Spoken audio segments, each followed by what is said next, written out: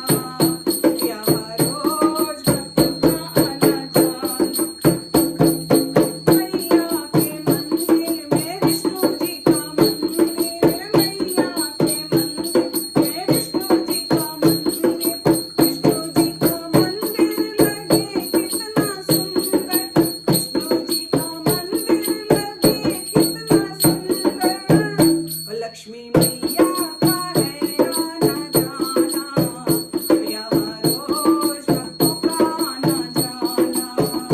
लक्ष्मी मैया का है आना जाना, यहाँ रोज भक्तों का आना जाना। मैया तेरा मंदिर सुहाना, यहाँ रोज भक्तों का आना जाना, यहाँ रोज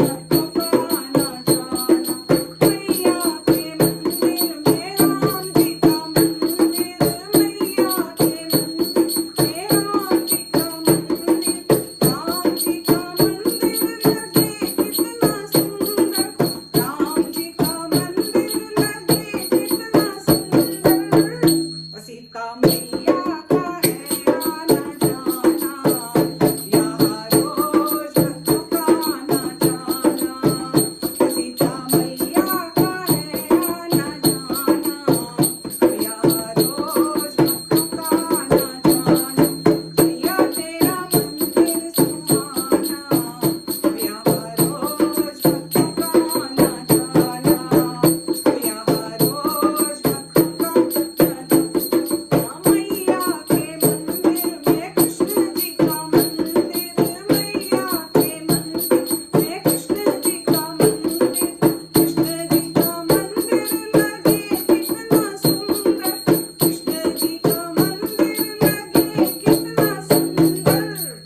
राधा रानी का